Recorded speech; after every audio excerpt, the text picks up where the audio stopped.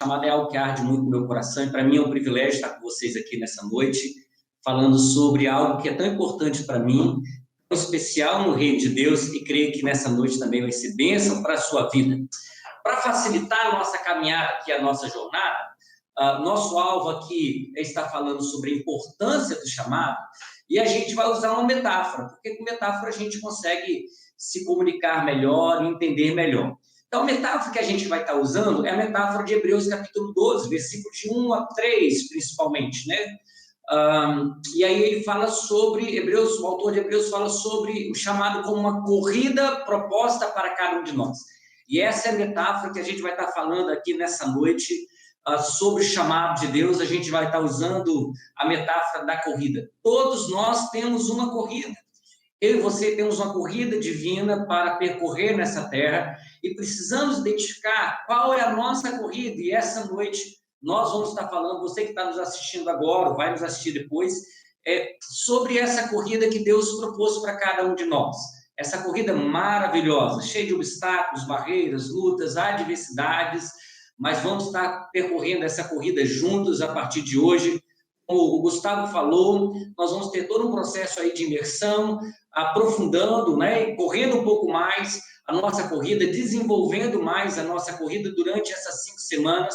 E hoje nós vamos estar falando da importância dessa corrida, desse chamado, procurando despertar mais no seu coração acerca disso, acerca desse chamado, acerca dessa corrida. Deixa eu ler com você Hebreus 12, versículos de 1 a 3, principalmente. Diz assim a palavra de Deus, você que está com a sua Bíblia aí, nos acompanhe. Portanto, também nós, visto que temos rodeados de tão grandes nuvens de testemunha, está falando sobre as testemunhas ali em Hebreus 11, os heróis da fé, a galeria dos heróis da fé, livremos de todo o peso e de todo o pecado, né? Em outra versão, de todo embaraço, de todo o pecado, que tão firmemente se apega a nós e corramos com perseverança a corrida que está proposta, corrida para cada um de nós, olhando firmemente para o autor e o consumador da nossa fé, Jesus Cristo, o qual, em troca da alegria que estava proposta para ele suportou a cruz, sem se importar com a vergonha, e agora está sentado à direita do trono de Deus. Portanto, pensem naquele que suportou tamanha oposição dos pecadores contra si mesmo, para que vocês não se cansem nem desanimem. Essa é o texto base da nossa jornada aqui, quanto ao nosso chamado, a nossa corrida ministerial. Tá joia? Então vamos orar mais uma vez nessa noite, rapidamente. Pai, em nome de Jesus, quero ministrar a cada coração que está aqui nos assistindo, para que o Senhor, como nós cantamos já no início, acenda essa chama, não deixe que esse fogo apague, mas esse fogo incendeie nosso coração nessa noite, aqueça o nosso coração, para que a gente esteja plenamente vivos para desempenhar o chamado que o Senhor propôs para cada um de nós. Em nome de Jesus, não deixe que ninguém se perca nesse tempo aqui, mas todo mundo concentrado para aprender nesse tempo que a gente vai ter um pouco mais sobre esse chamado maravilhoso que o Senhor tem para nós, em nome de Jesus. Amém, maravilha. Vamos lá, galera, como nós vamos seguir? Eu vou estar ministrando e depois, ao final disso, você, enquanto isso, vai estar anotando aí no chat, né, colocando algumas coisas, e você, então, vai ter um tempo para perguntas e respostas no finalzinho. A gente vai estar respondendo essas perguntas aí, beleza? Vamos seguir, galera, vamos seguir. Você que está nos acompanhando aí quanto ao chamado, primeira coisa que eu quero perguntar a você: o que acontece quando nós não corremos a nossa corrida? O que acontece? Antes de pensar sobre a nossa corrida, sobre a importância de corrermos a nossa corrida, o que acontece quando nós não corremos a nossa corrida? 3 coisas que eu quero destacar quanto ao que acontece quando a gente acaba não correndo a nossa corrida. Quando a bandeira, né, de largada, ela não vem, ou ela vem toda, né, toda quebrada, toda cortada, a gente não percorre a nossa corrida, ela fica esperando por nós, fica velha lá esperando por nós. O que acontece?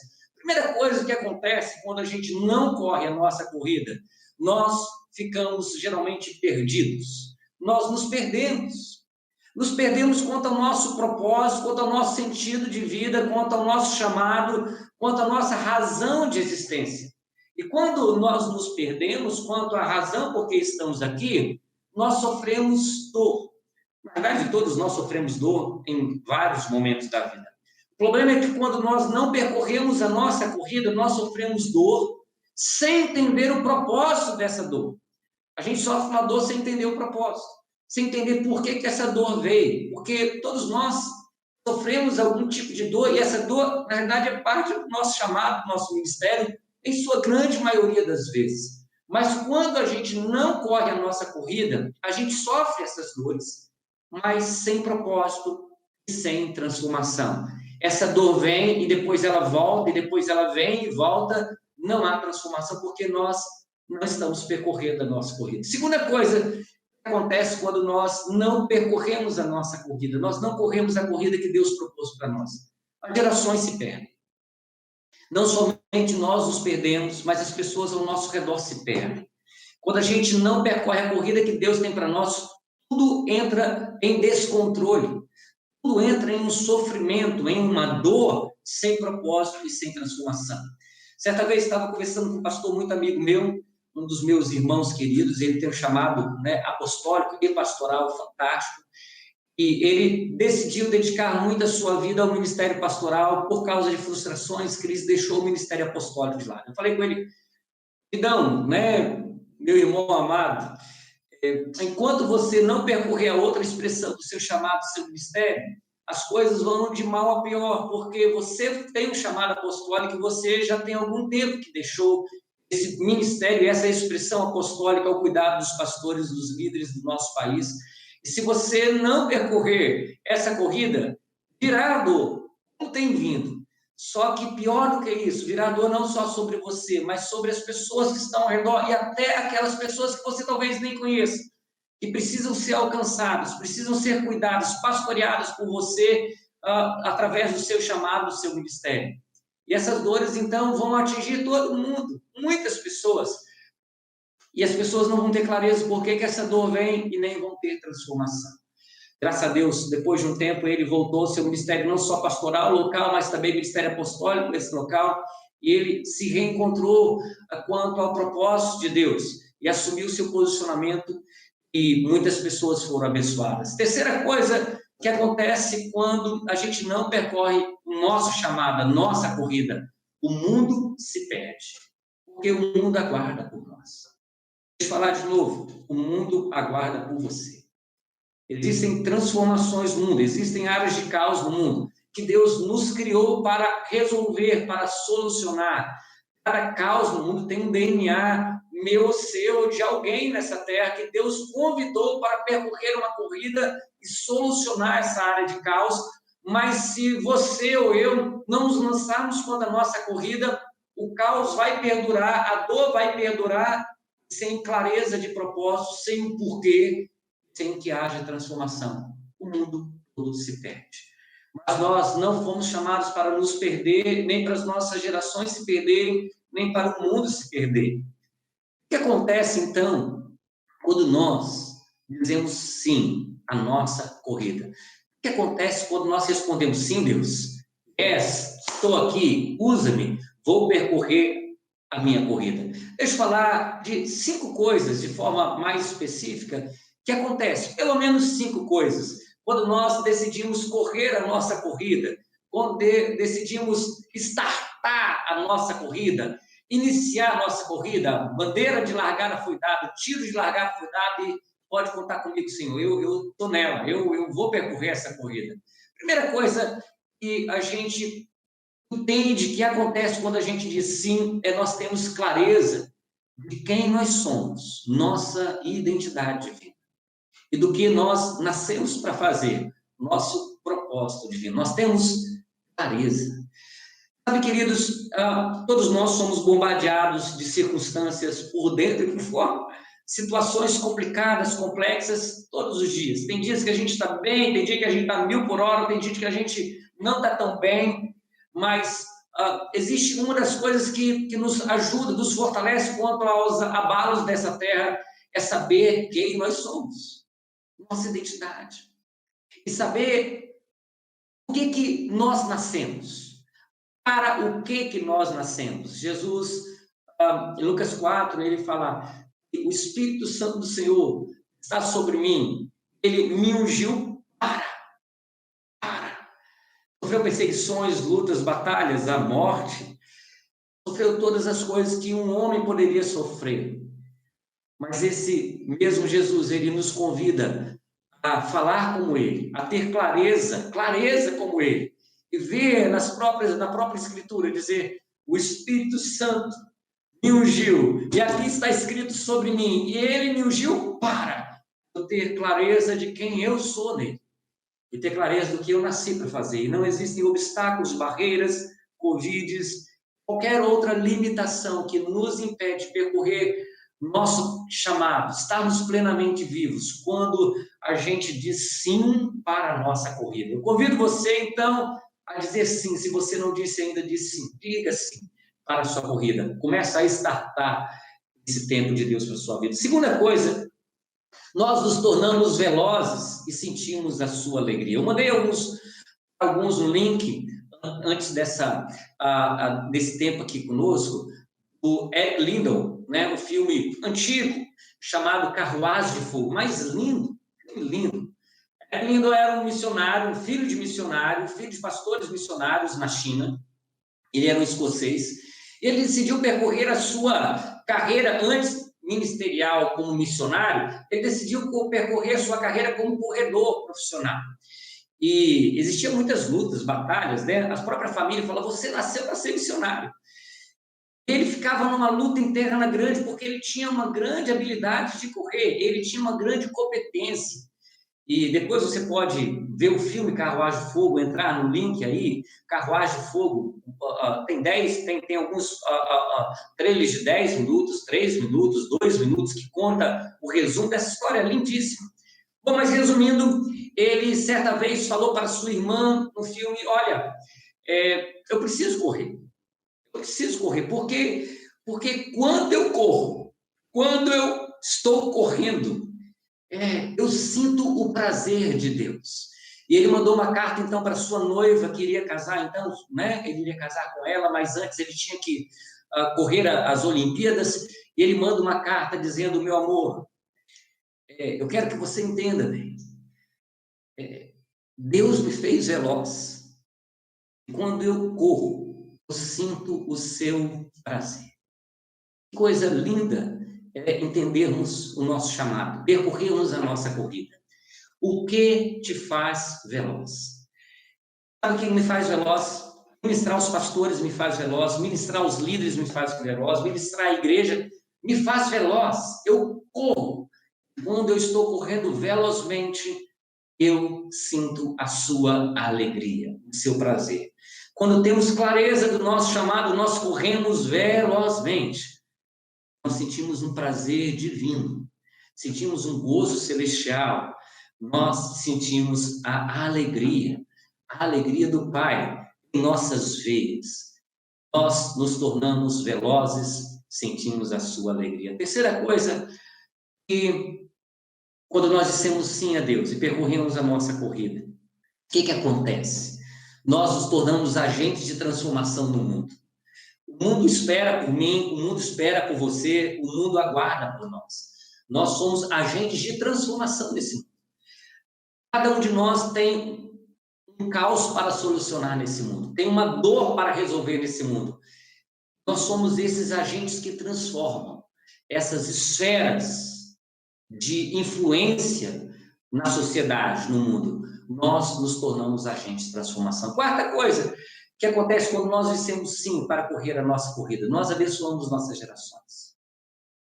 Um dos maiores legados que eu posso deixar para minha esposa, meus filhos, é alguém que obedeceu ao chamado de Deus. É um dos legados. Que disse sim a Deus, apesar de qualquer dificuldade, enfrentando qualquer situação, ou obedecer ao chamado divino. Porque obedecer a Ele é um dos grandes legados que eu quero deixar, não só para meus filhos, não só para minha esposa, mas para todas as pessoas que me conhecem, as pessoas que eu discipulo, as pessoas que de alguma forma influenciam, que esse legado seja claro para gerações, abençoar essas gerações com aquilo que Deus nos deu, como Paulo fala na ceia. Ceia é um momento íntimo de comunhão com a família da fé, e Paulo fala, olha, aquilo que eu recebi é isso que eu reparto. Ele está abençoando a geração que está ali e as gerações que ali se encontram através daquilo que ele recebeu de Deus. Seu chamado, seu ministério, a sua corrida. Última coisa para nos falarmos quando nós dissemos sim, quanto ao chamado de Deus, nós honramos ao Pai. Nos filmes Carruagem de Fogo, Eric Lindo, ele recebe uma cartinha, um bilhetinho, dizendo, olha, você está honrando a Deus quando você está obedecendo a Ele, percorrendo a sua vida. Nós honramos ao Pai quando nós dizemos sim ao nosso chamado, à nossa corrida, e deixamos um legado para as gerações.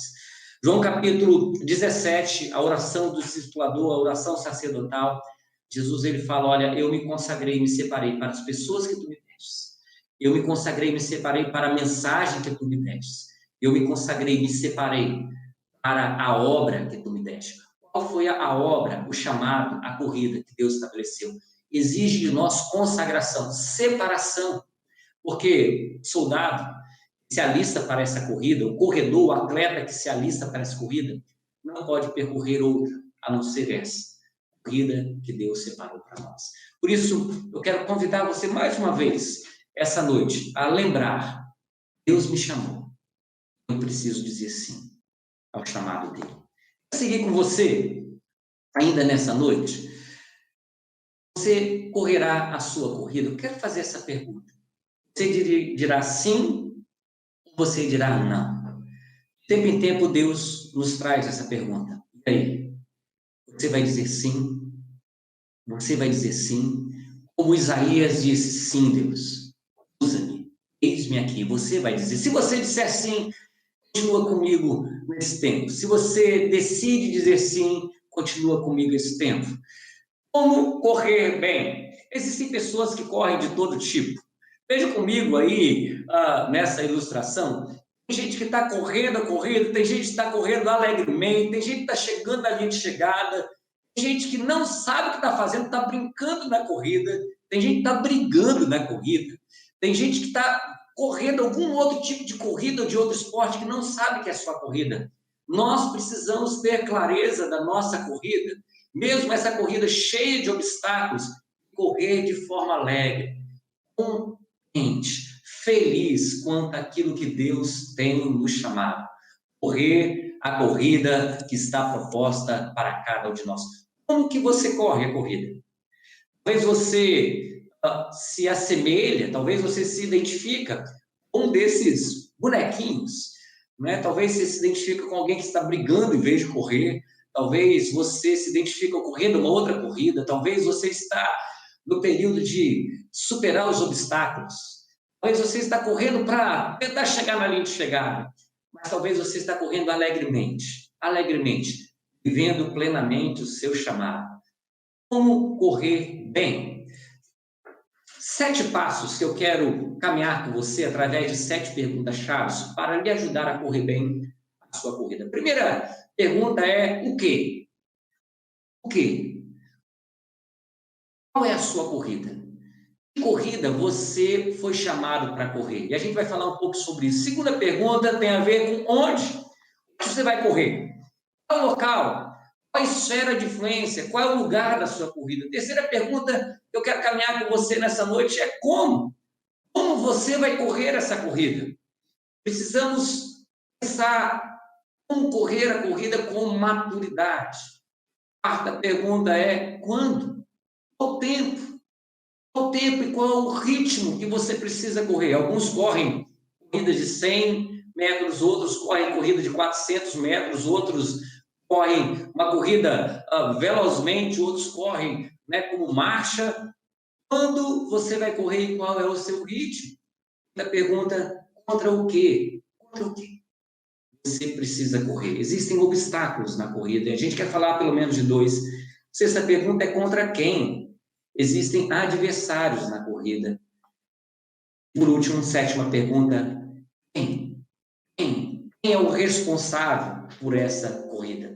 Siga comigo, procurando responder essas 7 perguntas agora. Primeira pergunta é o quê? Efésios 4:11, que Gustavo falou um pouquinho no início, nós vamos estar falando sobre os dons durante esse tempo, mas de forma específica os dons de ministério, os dons de Jesus. Efésios 4:11 fala sobre 5 dons ministeriais, 5 dons Cristo, apóstolos, profetas, evangelistas, pastores e mestres. Cada um de nós tem uma dessas corridas, pelo menos. Cada um de nós tem um caminho a trilhar, tem uma corrida a desenvolver. Cada um de nós tem uma raia que faz parte da nossa corrida. A gente não pode ficar ocupando a raia do outro. A gente tem que percorrer a nossa raia, a nossa corrida. E nesse momento, eu convido você a começar a correr. Comece a correr agora. Comece a despertar agora. Comece a identificar quem você é e comece a correr para o destino que Deus tem para a sua vida. Vamos caminhar em cada um deles de forma rápida. Tem 5 semanas, eu não vou prolongar em cada um deles, só vou colocar algumas coisinhas. Primeiro desses corredores, que alguns de nós nessa noite se identificam, é o apóstolo. Uma das definições quanto ao ministério apostólico é aquela capacidade especial que Deus dá para que assumam e exerçam a liderança geral sobre um número de pastores, de líderes ou igrejas, com a extraordinária autoridade sobre fundamentos espirituais, mas também sobre fundamentos de governo. Efésios 4:11, 1 Coríntios 12:28 fala sobre isso. 3 características que eu quero destacar, 3 a 4 nessa noite. Depois, durante a semana, a gente vai estar falando, né? Várias outras pessoas também nos grupos vão estar falando. Algumas características de apóstolos. Eles são construtores. Eles constroem coisas, eles gostam de construir. Seja construído nada, seja construir através de algo já fundamentado, ou seja reformado. São apóstolos. Uma outra característica é que apóstolos, eles plantam igrejas, eles estabelecem igrejas, estabelecem ministérios, eles fundamentam ministérios, eles fundamentam igrejas, e às vezes eles restauram igrejas e restauram ministérios. Terceira característica, como funciona a mente de um apóstolo? A mente do apóstolo geralmente funciona do macro para o micro, do macro para o micro. Ele tem a visão geral, ele tem a visão global, e de cima para baixo ele vai pensando. É a forma como funciona o pensamento de um ministério apostólico, de alguém com o dom de apóstolo. Mas o apóstolo também, ele não só faz, não só ministra, mas ele derrama sobre a igreja onde ele ministra graça apostólica. Ele ensina a liderar, ele ensina a governar. Essa é uma das características do ministério apostólico. Segunda característica, enquanto isso, você vai procurando se identificar. Gustavo falou que na terça-feira haverá um testezinho, entra aí com a gente, conversa aí, procura buscar esses links, essas informações para você se identificar. Segunda é o profeta. Uma das definições, são tantas definições que existem por aí, mas uma delas que eu gosto é aquela capacidade especial que Deus dá para receber e transmitir alguma mensagem imediata da parte de Deus ao seu povo. Às vezes através de uma visão bem clara, às vezes através de uma declaração divina ungida. Alguns textos aí que estão na sua tela que você pode, né, aprofundar. Mas deixa eu falar de algumas características rápidas, porque durante a semana a gente vai aprofundar. Geralmente, profetas, eles são visionários. Eles recebem uma lente diferente.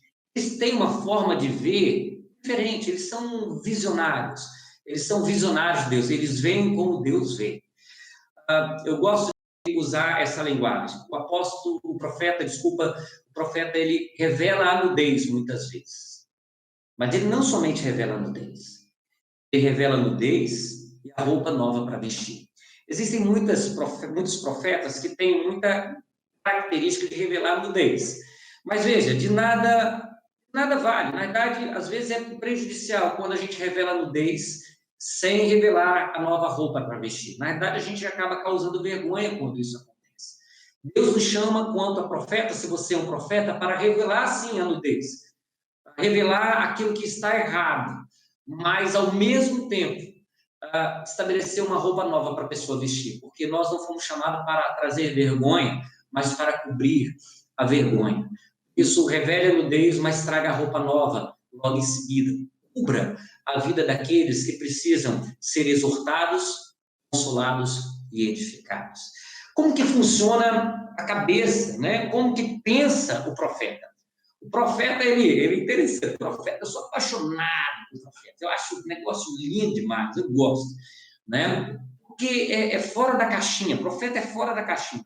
O profeta pensa da experiência para o conceito. Primeiro ele pensa na experiência.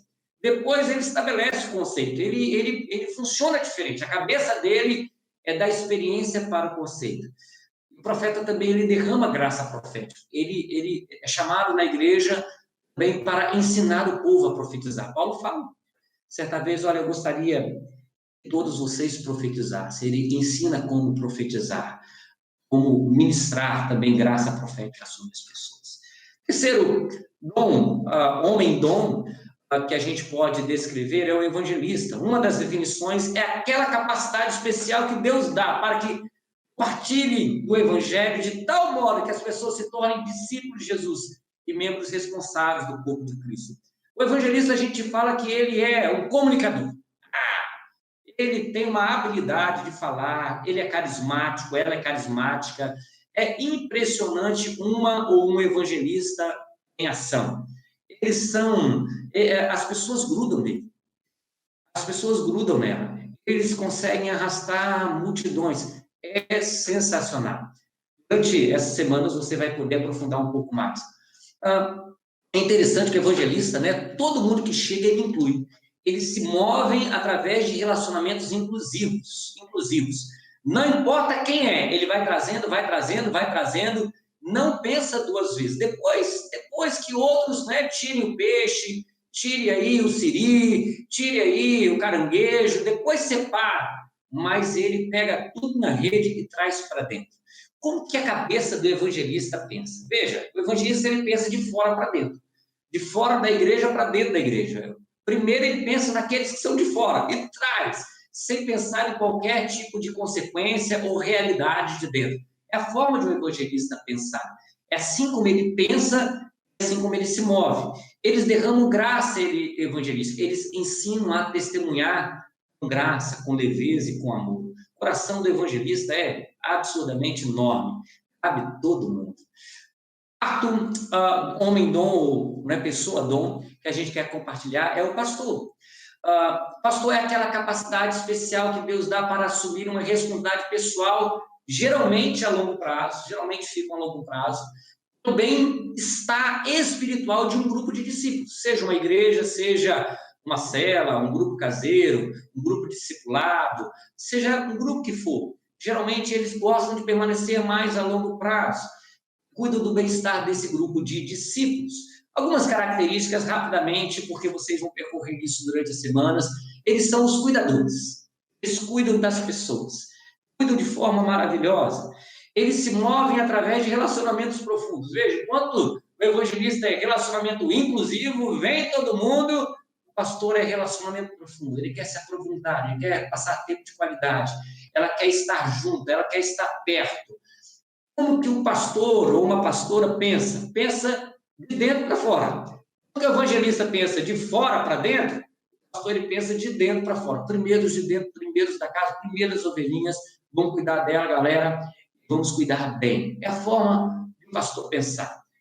Mas eles também derramam graça pastoral.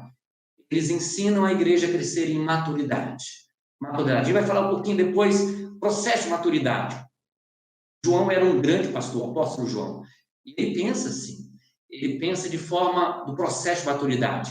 Filhinhos, jovens e pais espirituais. Vamos seguir, galera. Espero que você esteja se identificando. É rápido, porque durante a semana a gente vai percorrer só o despertar. E aí a gente vai falar, então, sobre o mestre. É aquela capacidade especial que Deus dá para comunicar informações relevantes para a saúde e o ministério do corpo e seus membros, de tal modo que outros crentes possam aprender. Os mestres, né? Eles são os organizadores, eles são os sistematizadores, né? Eles pensam começo, meio e fim nesta ordem. Ai de quem tirar da ordem? É briga na certa. Eles têm a cabeça, né, processual. Eles se movem através de relacionamentos mais sérios, né? Mais formais, não inclusivos, corrijam aí, mais formais. Como que o mestre pensa? O mestre pensa do conceito para a experiência. Lembra do profeta? O profeta pensa da experiência para o conceito. E o mestre? Primeiro o conceito, a palavra, a verdade, o princípio e depois a experiência. Funciona de forma diferente. Funciona, a mente funciona, o paradigma, a mentalidade do mestre é diferente, é quase oposto ao profeta. Tem uma forma de pensar diferente. E glória a Deus por isso, porque essa é a diversidade do corpo de Cristo. Eles derramam graça da verdade, ensinam a praticar na verdade, a estabelecer alicerces firmes para a verdade. Ok, então esses são 5 ministérios de forma rápida, porque durante a semana aí a galera vai estar desenvolvendo, crescendo nisso. Espero que você já esteja se identificando um pouquinho. Terça-feira, teste dons para você estar bem ligado, para você estar bem ligada e crescer um pouco mais quanto a isso. Deixa eu aprofundar um pouco mais. A primeira pergunta é o quê? Então, no meu caso, eu me entendo, né? Eu entendo como ministério apostólico desse local, aos pastores, ao cuidado dos pastores, ao discipulado dos pastores, localmente, principalmente como mestre, né? Como mestre. Apesar que Deus tem me dado uma graça um pouquinho mais pastoral durante esse tempo, tem sido uma mudança aí que está acontecendo, mas vamos ver para onde Deus vai conduzir esse processo. Vamos lá! Vamos lá, galera, se identifica aí, pensa um pouquinho como você se vê. E vamos seguindo. Segunda pergunta é, identifique o local da sua corrida. Onde eu vou correr? Veja, presta atenção agora comigo aqui. Geralmente a gente tem uma perspectiva que a nossa corrida ministerial é um dos montes, né? Existe uma linguagem que a gente tem utilizado, 7 montes, 7 montanhas, ou 7 esferas de influência. E geralmente, toda vez que a gente pensa em chamado e ministério, a gente pensa onde? Meu chamado e ministério é dentro das 4 paredes, dentro da igreja, dentro da religião. Mas não necessariamente. Na verdade, não sei se você sabe, existe uma pesquisa que somente 5%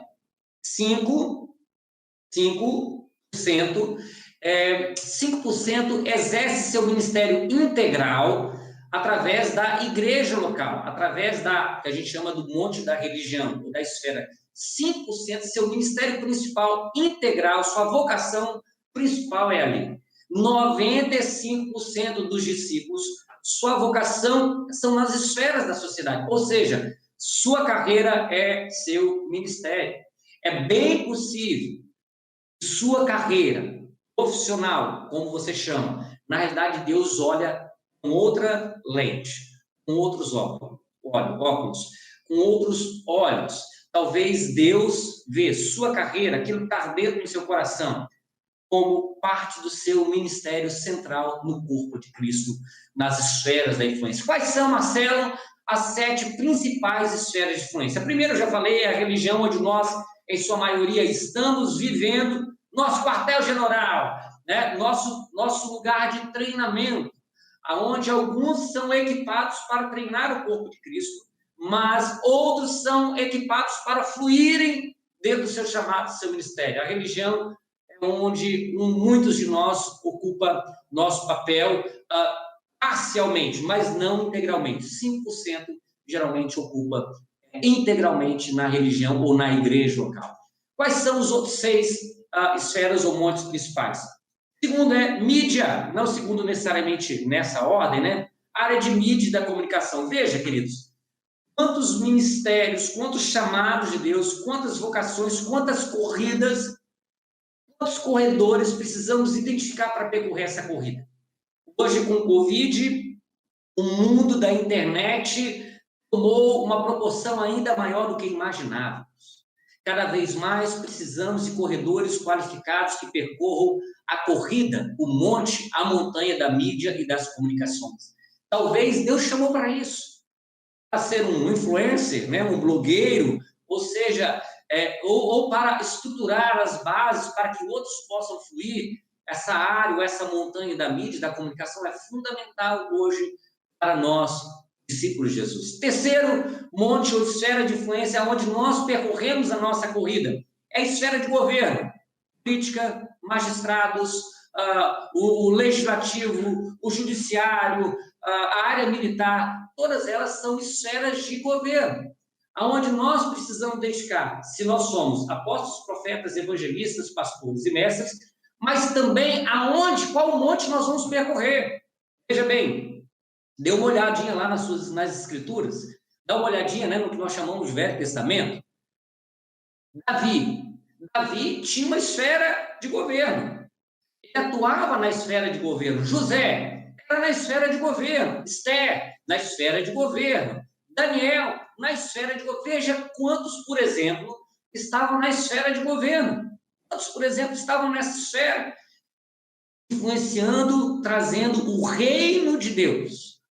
Proclamando o reino de Deus. Plantando o reino de Deus nessa esfera. Assumindo uma liderança altamente qualificada. Uma liderança excelente para desenvolver seu chamado, seu ministério, sua corrida. Sua corrida era principalmente, não na religião ou na igreja, mas em outra esfera de influência.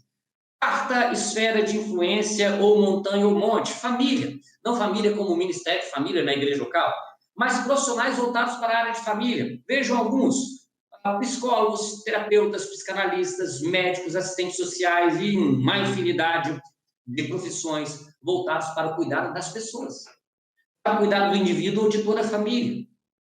Precisamos levantar homens e mulheres, orar a Deus, né? Envia ceifeiros para a sua seara, não somente dentro da igreja, das quatro paredes, mas nas esferas de influência da sociedade, para que a gente transforme essa cidade ou a cidade onde você se encontra, através da sua carreira, através da sua corrida, que é o seu chamado. Uma quinta esfera é a educação. Professores, educadores, você está aqui no Brasil, você sabe as batalhas que os profissionais da área de educação sofrem e enfrentam. E como as crianças também nas escolas têm enfrentado batalhas inúmeras.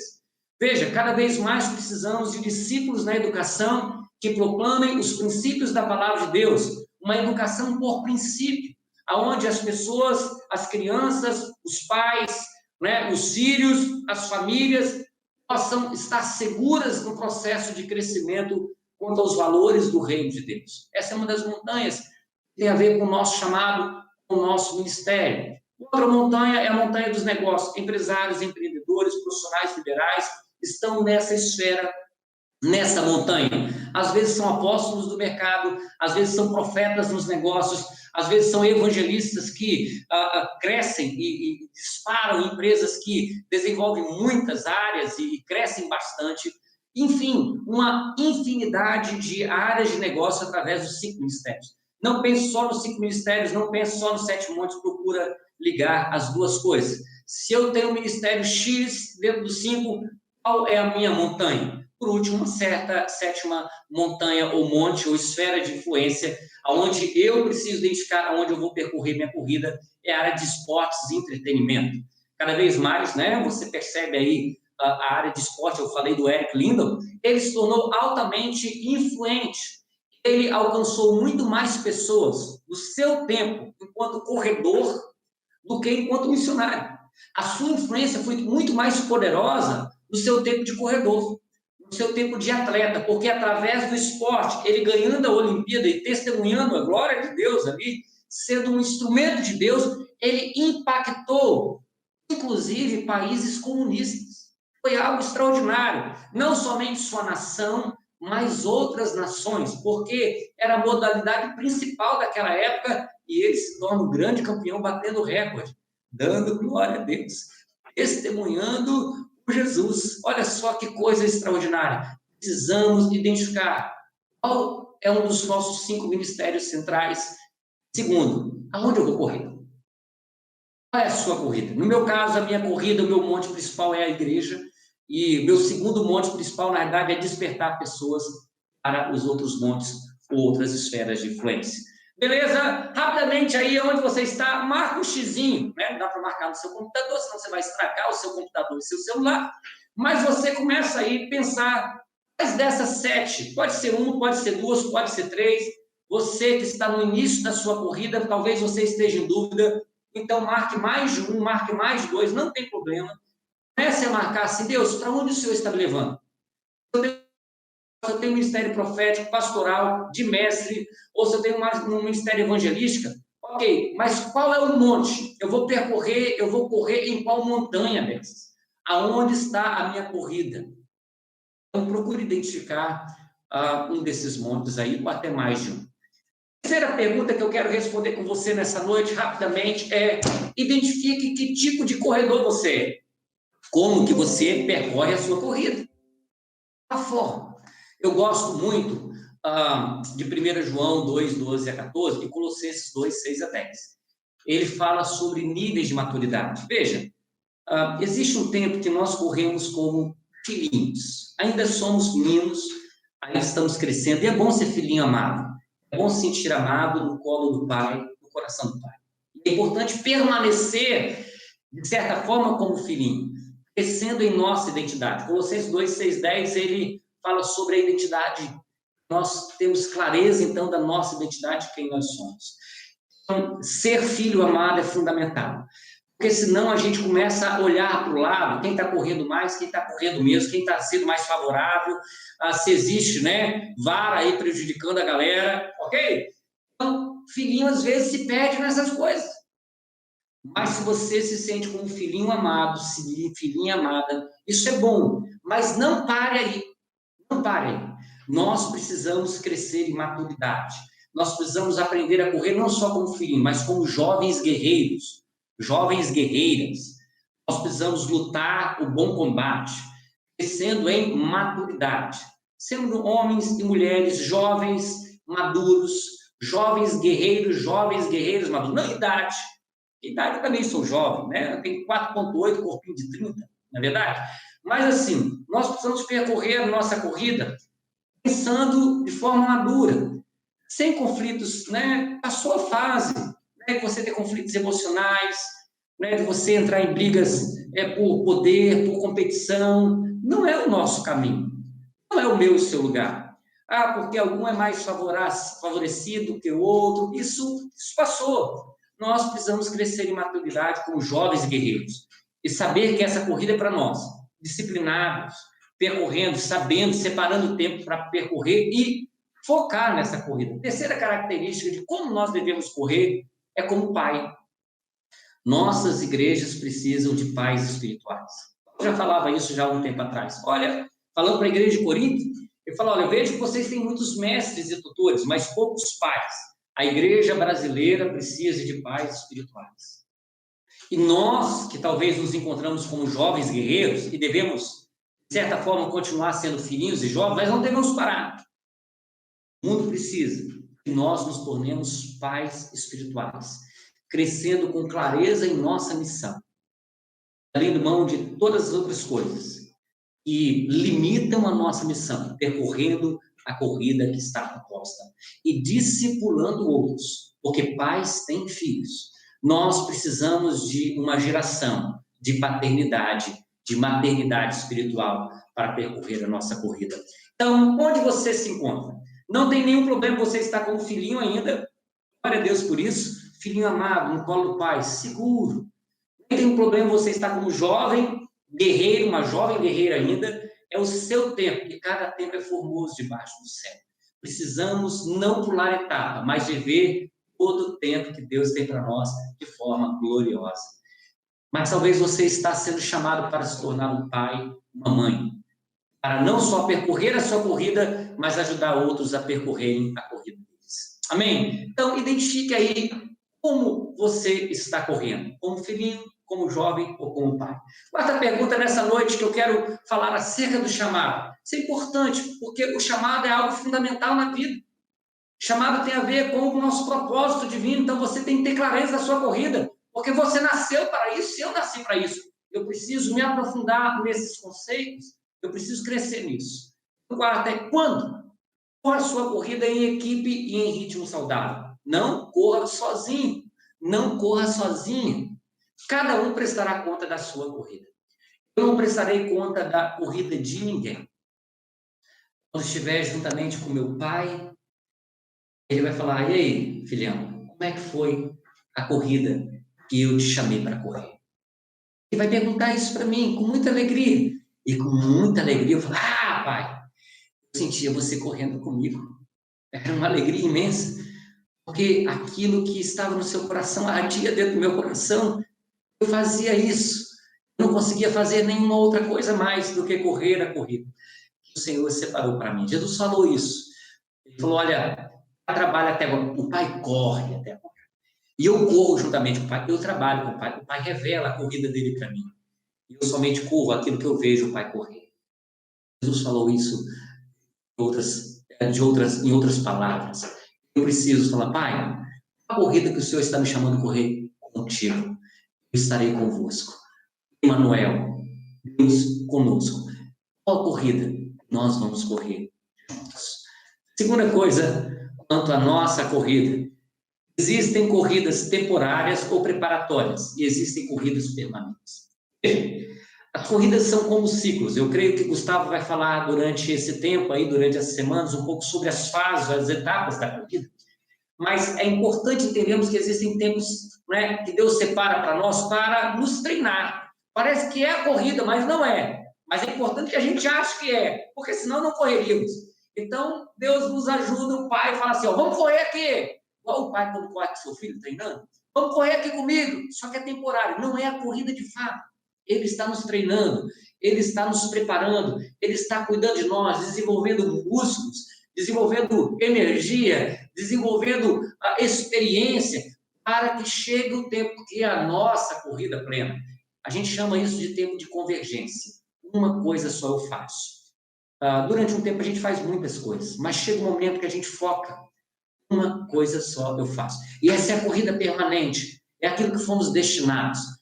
E de tempo em tempo Deus vai nos treinando, através de corridas temporárias por um tempo, até que percorramos a corrida proposta permanente para cada um de nós.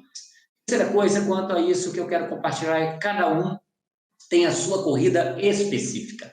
O Marcelo só pode correr a corrida do Marcelo. De vez em quando a Gabriela corre comigo a corrida que nós dois temos juntos. Mas nós, de um lado, percorremos a corrida juntos, eu e Gabriela, minha esposa amada, linda, baiana, espetacular, maravilhosa, gloriosa, oh, maravilha! Então, nós percorremos juntos a corrida. Mas, em alguns aspectos também, ela percorre a corrida dela, eu percorro a minha corrida. Nós somos juntos em determinados momentos na corrida, mas também temos a nossa própria corrida, cada um tem a sua corrida específica. Cuidado. Cuidado para não percorrer a corrida de uma outra pessoa. Às vezes a gente, por causa da paixão, porque a gente vibra com alguém, a gente acaba querendo percorrer a corrida dele. Até porque, de repente, é alguém que nos discipula. Mas isso é um tempo. Isso é uma corrida temporária, até que Deus fala assim, olha, essa não é a sua corrida, é um preparo. É um depósito que eu estou fazendo. Eu tenho 3 grandes pessoas que depositaram em mim, que se parecem muito com a minha corrida. Um é o David Cornfield, né, que é um mestre em discipulado, é um pai em discipulado, parte aos pastores e parte da corrida que eu corro se parece com a dele, mas não é totalmente a dele. Uma outra corrida é como pastor e cuidador de igreja, é a corrida que eu percorro juntamente com o Gedimar.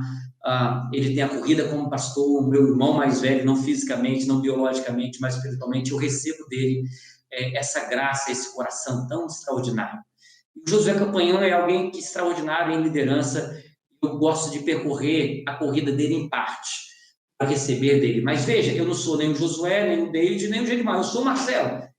Eu tenho um pouco da corrida deles. E então eu encontro a minha corrida um pouco com parte de cada um deles. Ok? Então, quanto a isso, cuidado que a gente deve ter.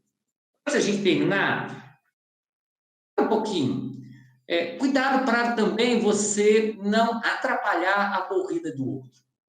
Às vezes a gente atrapalha a corrida do outro, que a gente quer que o outro percorra a corrida como nós, ou que seja mais parecido conosco. Geralmente, não briguem aí, não briguem, não causem confusão, geralmente, tá? Geralmente, a gente tem conflitos, né, entre mestres e profetas, já viu isso? Porque o mestre, lembra? O mestre, ele tem uma forma de pensar.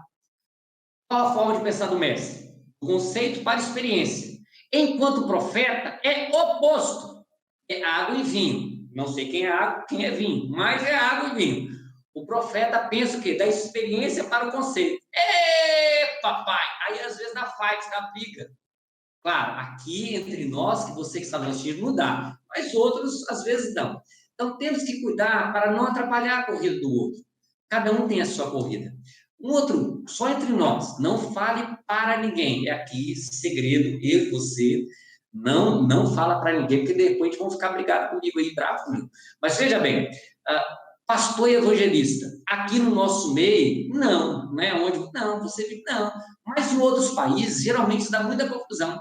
Porque o pastor pensa o quê? De dentro para fora. E o evangelista?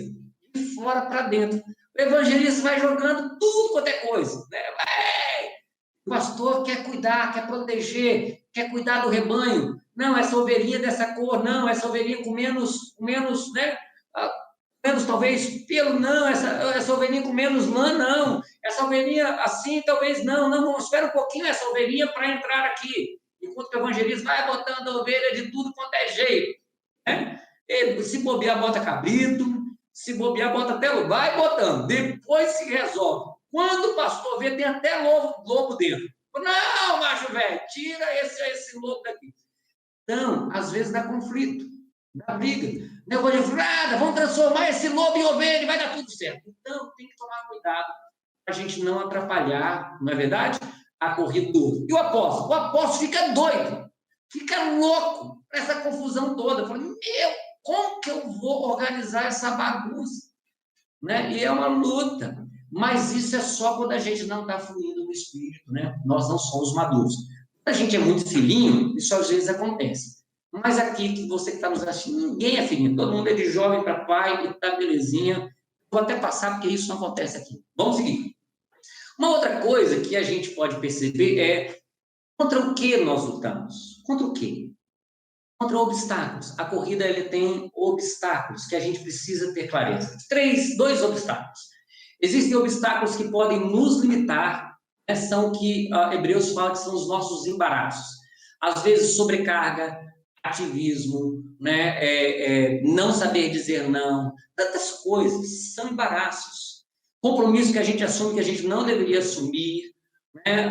Tantas outras coisas que a gente vai se embaraçando, às vezes até Netflix, aqui ninguém assiste Netflix, né? E nenhum outro dessas plataformas aí, né? Internet. Então, às vezes, são embaraços que podem nos limitar. Segundo tipo de obstáculo são pecados. Pecados nos enfraquecem. Às vezes, nos deixam como quase mortos. Então, nós precisamos ter clareza. Quais são pecados? Nós militamos com. São obstáculos que podem nos deixar muito machucados.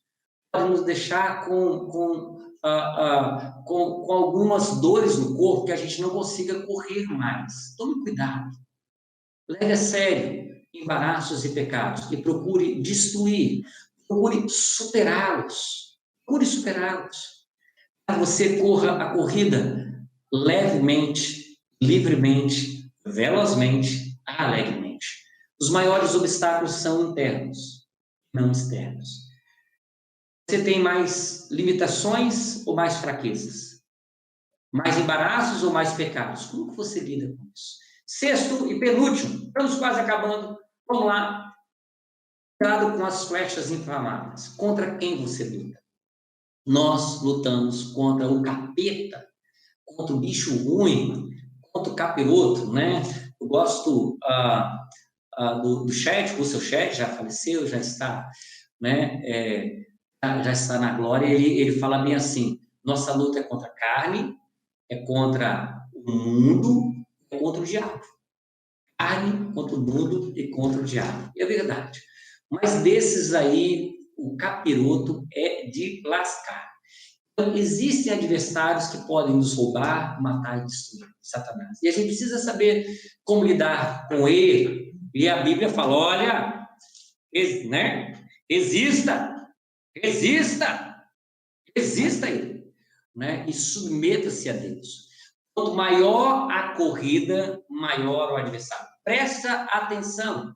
Imagina agora que você está correndo um monte. Qual é a montanha que você está correndo? Lembra das montanhas? 7 montanhas? Imagina que você está correndo aquela montanha. Você está a 1000 por hora, correndo, beleza? E aí, mas você está correndo uma montanha. Cada etapa, cada nível que você chega da montanha, o adversário muda. É como Caleb. Caleb falou para Josué, agora eu quero Hebron. Bora lá? Vamos conquistar Hebron. Lá tem gigantes e tem fortalezas. Quanto maior são os adversários, maiores mais difícil é a corrida. Por isso, exige de nós mais rapidez e maior necessidade de vencer de forma rápida esses adversários. Deixa eu fazer uma pergunta muito séria para você hoje aqui. Eu quero alguns segundos que você pare. Pare alguns segundos. Se Satanás quisesse lhe destruir, ele quer, em que área ele atingiria a sua vida? Pare agora. Pare agora. Em que área que Satanás estaria atingindo a sua vida se ele quisesse lhe destruir? Talvez seja seu casamento, você que é casada. Talvez seja a questão da sua até sexualidade, como homem, como mulher. Talvez seja a sua espiritualidade, áreas que você vive continuamente. Talvez seja a área de finanças, talvez seja a área de poder, não sei. Mas se ele quisesse destruir, qual a cilada? O que a gente precisa se perguntar sobre isso? Porque ele prepara ciladas. São ciladas e a gente não está preparado, não é verdade? Porque são ciladas, são armadilhas do inimigo. Ele precisa estar atento. Às vezes são conflitos. Talvez você seja uma pessoa que lida muito com conflitos. Tem conflito, todo mundo lida, uma lida extraordinária, mas de vez em quando está caindo nisso. Isso está acabando com você. Está limitando a sua corrida. Se Satanás quisesse destruir, em que área ele atingiria? Não tem a ver com pessoas. Nossa luta não é contra a carne. Já ouviu isso alguma vez? Mas contra principados, potestades, dominadores nas regiões celestiais. Quero terminar essa noite. Sozinho, não. Contra quem? Contra quem não? Quem te chama para correr essa corrida? Nós não corremos sozinhos. Amém? Nós corremos juntos. Quem é que te chamou? Quem é o responsável pela corrida? Quem te responsabiliza por essa corrida? A primeira pessoa que nos responsabiliza é o nosso Pai. Deus é aquele que ele começa e termina. Aquele que começou a boa obra há de terminar em Cristo Jesus. Talvez você nem acredita nisso. Talvez você está frio, fraco. Talvez está com algumas centelhinhas pequenas de fogo dentro do seu coração. Mas o Espírito Santo pode acender essa chama novamente hoje, despertar de novo, porque aquele que começou a boa obra há de terminar. Há de terminar. Ele nos chamou. Ele preparou corridas para cada um de nós. Falou: vem, meu filho, vem correr essa corrida. O pai não gosta de correr sozinho. Sabia disso? O pai não gosta de correr nenhuma corrida sozinho. O pai, ele corre a corrida junto. Ele quer correr a corrida com filhos e filhas. Ele fala: vem correr comigo. Vamos correr junto. Essa corrida eu preparei para nós. Vamos vencer juntos. Em Cristo Jesus nós somos muito mais que vencedores. Segunda é: quem é seu técnico? O Espírito Santo é um dos nossos técnicos, não é verdade? Ele vai nos treinando, ele vai nos capacitando de dentro para fora, de dentro para fora. Ele vai nos treinando. Um outro técnico, treinador quanto à nossa corrida, são discipuladores, mentores ou líderes. Quem é seu líder, mentor ou discipulador? Para lhe treinar na sua corrida. Eu gosto de dizer que existem dois tipos de técnicos, ok? Um técnico para a nossa vida pessoal, família, espiritualidade. Nós chamamos essa pessoa mais de discipulador ou mentor. Mas existe um outro tipo de técnico, que se parece com a nossa própria corrida. Por exemplo, se você tem um chamado apostólico, além de você ter um discipulador, que independente dos 5 ministérios precisa cuidar de você, é um dos técnicos, você precisa ter um técnico apostólico. Se você tem um chamado profético, você precisa ter alguém que cuide da sua vida, independente de ser um dos 5 ministérios. Mas você precisa de ter um técnico como profeta para desenvolver seu ministério profético. Se você é um mestre, você precisa ter um mestre também para lhe treinar, desenvolver esse aspecto da sua corrida. É um técnico especialista, mas também é necessário um técnico que quer cuidar da sua vida, as pessoas que estão ao seu redor. Porque senão você corre sozinho e, de repente, perde muita coisa aí atrás, não é verdade? Se você é um pastor, você precisa de outro pastor para para discipular você nesse aspecto, em vocacionalmente fazer de você um pastor. Se você é o evangelista, você precisa de um outro evangelista para treinar você. Nós precisamos, na minha opinião, pelo menos de 2 pessoas. Um técnico geral, independente dos 5 ministérios, um técnico especialista. Por isso que nós temos grupos aqui, onde você vai estar integrando para serem especialistas, técnicos que aperfeiçoem sua vocação, a sua corrida. Terceira coisa quanto ao técnico é o agente de favor. Sabe, preste atenção agora aqui. Isso é poderoso. É poderoso. De tempo em tempo, Deus coloca algumas pessoas em nossa vida. Chamamos isso de agente de favor. Na maioria das vezes, ele se torna um técnico também. Esse agente de favor, ele não somente nos treina, ele não somente nos desenvolve, mas ele abre fronteiras para nós. E abre lugares que não, nem mesmo com a nossa habilidade e competência, a gente poderia ir sozinho. No futebol, quando a gente está começando a desenvolver, é chamado de olheiro. Esses olheiros, eles olham um potencial talento e ligam ele a um clube de alto nível de expressão. Ou talvez alguém que está desenvolvendo aqui no Brasil, muitas vezes acontece aqui, alguém lá de fora contrata, através de um agente. Aqui no mercado é um outro tipo de agente com outro tipo de interesse.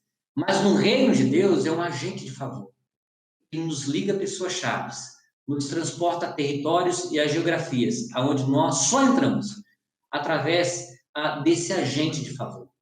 É um técnico que nos convida, nos transporta para outra esfera de atuação. De outra esfera. Quem corre com você? Terceira pergunta. São seus discípulos? Quem é a sua equipe? Quem está ao seu lado? Quem está correndo com você essa corrida? Quarta e última pergunta. Para quem você passará o bastão? Veja, nem todas as pessoas que correm com você, você passará o bastão. Mas não tem jeito. Sempre haverá alguém para você passar o bastão. Jesus, ele tinha várias pessoas que corriam com ele. Existia aquela galera que corria com ele, né? Uma multidão que corria com ele.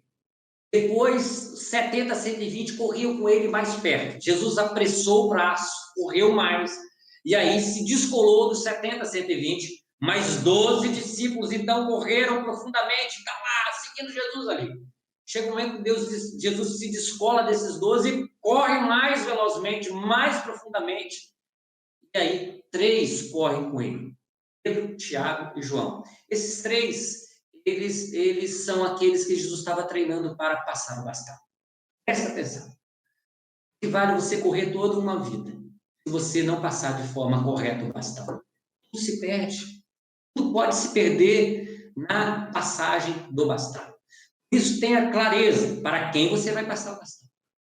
Porque talvez isso defina muitas coisas para seu futuro, como também tudo que você construiu no seu passado. Quem você passará o bastão. Se você é um líder de um ministério, se é um líder de uma sede, de um GC, de um grupo caseiro, de um grupo familiar, se você é um líder de uma igreja, se você é um pastor, se você é um líder de pastor, quem você vai passar o bastão? É fundamental. Estamos numa transição no MAP, de pastoreio de pastores, onde o G demais está passando o bastão para mim.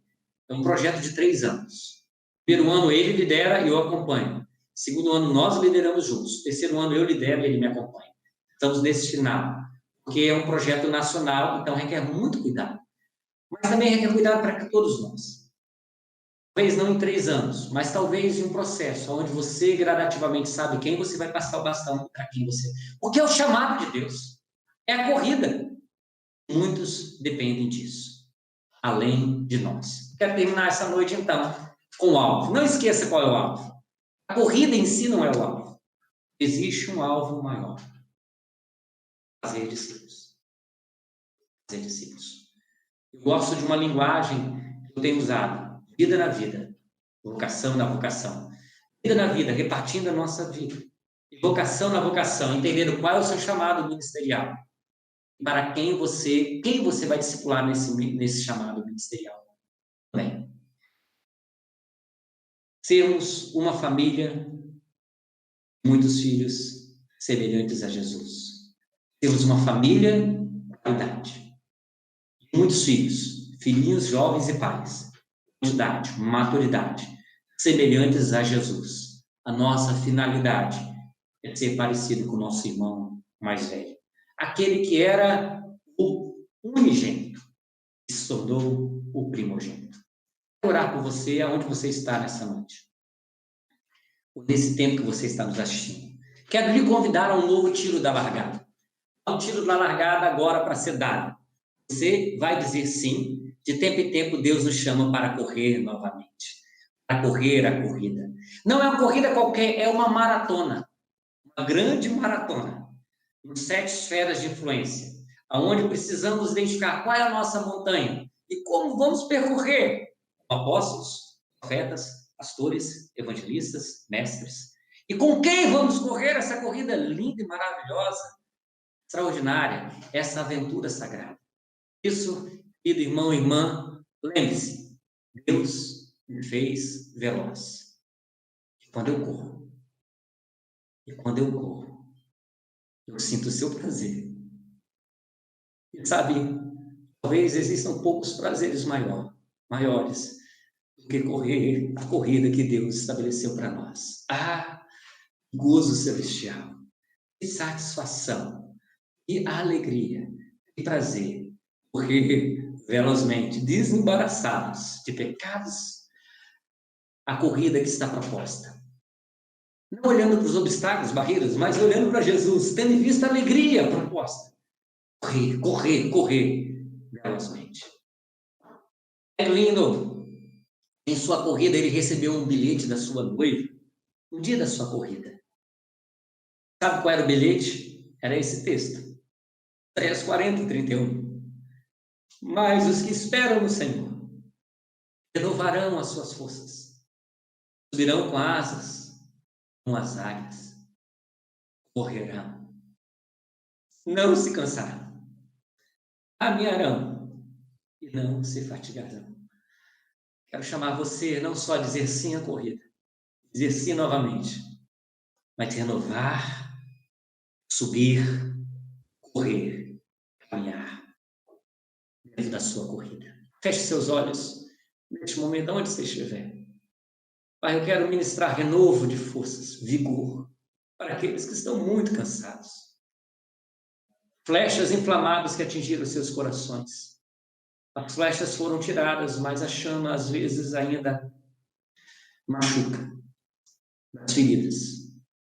Apaga com a água do seu espírito. Renova as forças. Eu oro para que voltemos a subir com asas. Corredores com asas. Corredores com asas. Ei, Deus! Nos dê asas para correr velozmente. Para correr poderosamente, não se cansar. Vigor interminável. O energético do céu ministra o nosso coração. Para que a gente caminhe, sem se cansar, conduzindo outros. Não só para correr com homens, como diz o profeta Jeremias, mas também para correr com cavalos. Chegará um tempo que voaremos como águias. O Senhor abençoe a sua palavra em cada coração nesse tempo. Diga sim à corrida de Deus, em nome de Jesus. Amém?